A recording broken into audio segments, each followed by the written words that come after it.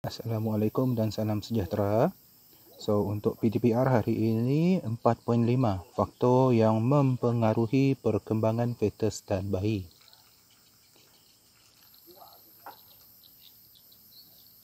Wanita hamil perlu mendapatkan makanan yang berkhasiat dan seimbang serta menjaga kesihatannya dengan baik untuk melahirkan bayi yang sihat.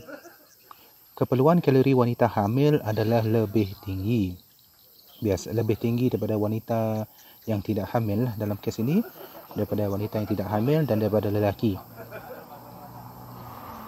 So, gambar ini awak boleh tengok dalam buku teks anda. So, kalau kamu nampak, kalau dari segi karbohidrat wanita hamil, dia memerlukan 11,592 kilojoule berbanding dengan wanita yang tidak hamil 9,450 kilojoule.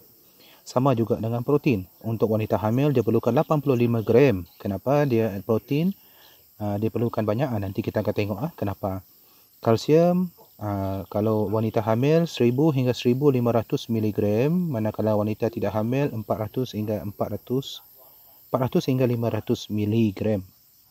Vitamin A wanita hamil perlukan 900 mikrogram. Okey, yang U ada janggut itu disebut sebagai mikro. Wanita tidak hamil memerlukan 750 mikrogram. Untuk ferrum, wanita hamil memerlukan 15 mg, wanita tidak hamil memerlukan 10 mg. Vitamin C, wanita hamil perlukan 50 mg, manakala wanita tidak hamil memerlukan 30 mg. So, gizi wanita hamil perlu seimbang dan mengandungi lebih banyak karbohidrat, lemak, protein, asid folik, vitamin C, kalsium, fosforus, ferrum dan serat. Dan setiap kelas makanan ini memainkan peranan yang penting bagi kesihatan ibu dan bayi. So, kita tengok yang pertama iaitu serat. Contoh serat ialah bijirin, sayur-sayuran, buah-buahan. Apa fungsi dia? Mencegah wanita hamil daripada mengalami sembelit. Tahu sembelit? Sembelit tu maksudnya awak sukar untuk membuang air besar. Ferrum. Okey, ferrum, contoh yang makanan yang mengandungi ferrum ialah hati, daging merah dan juga ikan. Fungsinya pembentukan hemoglobin sel darah merah. Apa tujuannya? Mencegah wanita hamil daripada menghidap anemia. Sebentar ya. Okey.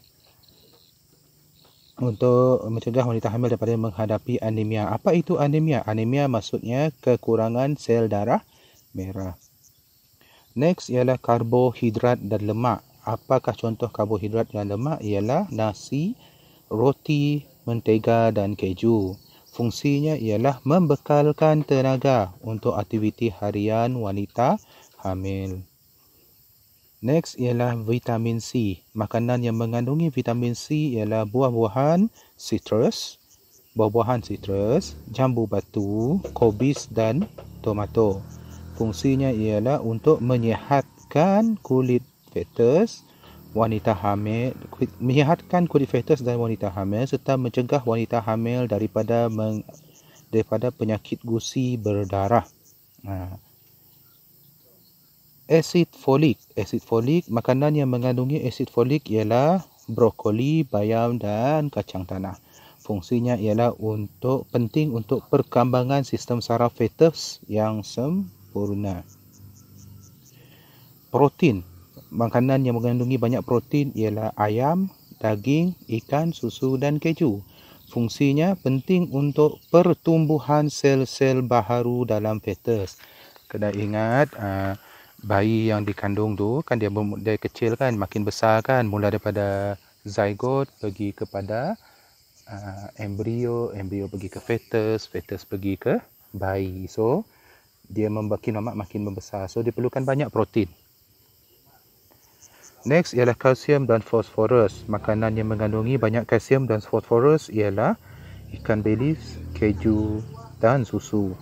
Fungsinya ialah untuk pembentukan tulang fetus yang sihat dan memelihara tulang serta gigi wanita yang hamil. Wanita hamil juga tidak harus merokok dan mengambil alkohol serta dadah. Nah, kenapa tak boleh? So, kita tengok satu persatu. Rokok. Kalau dia ambil isap rokok, kalau ibu yang hamil itu hisap rokok ataupun terkena asap rokok lah. Bayi yang dilahirkan berkemungkinan bersaiz kecil. Risiko kematian bayi semasa kelahiran berkemungkinan tinggi. Bayi yang dilahirkan berkemungkinan terencat akal dan cacat fizikal. Bayi berkemungkinan dilahirkan pramatang. Apa maksud pramatang? Iaitu dia lahir sebelum cukup 9 bulan. Keguran fetus mungkin berlaku. Apa pula kesan kalau wanita hamil itu minum minuman beralkohol? Bayi berkemungkinan menghidap sindrom alkohol fetus. So, dia juga berkemungkinan terencat. Fungsi otak, sistem saraf dan jantung berkemungkinan musnah. Dadah pula, kesan dadah pada fetus. Fetus berkemungkinan cacat. Dan ciri-ciri bayi yang mengalami Ciri bayi-bayi yang mengalami masalah sindrom alkohol fetus. So, ini kamu boleh nampak dekat gambar rajah sebelah kiri, sebelah kanan. Okey, dilahirkan dengan berat badan yang kecil. Ukuran kepala bersaiz lebih kecil. Dia akan terencat akal. Rupa parasnya adalah cacat. Maksudnya mungkin rupa paras dia tidak seimbang lah kiri kanan tu. Okey, kemudian apakah kepentingan susu ibu? Kan bila bayi lahir dia mesti minum susu ibu. Kenapa mesti minum susu ibu? Kita tengok yang pertama. Bayi yang baru dilahirkan tidak mempunyai gigi dan tidak dapat memakan makanan pejal. Tahu makanan pejal? Nasi itu makanan pejal lah. Bayi hanya bergantung pada susu sebagai sumber nutrien mereka.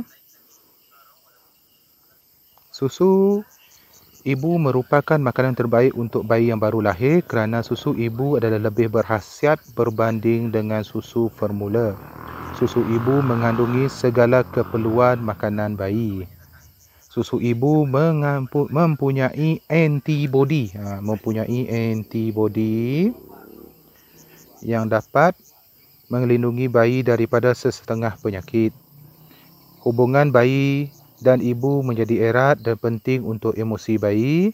Penghadaman bayi lebih baik dengan meminum susu ibu berbanding susu formula.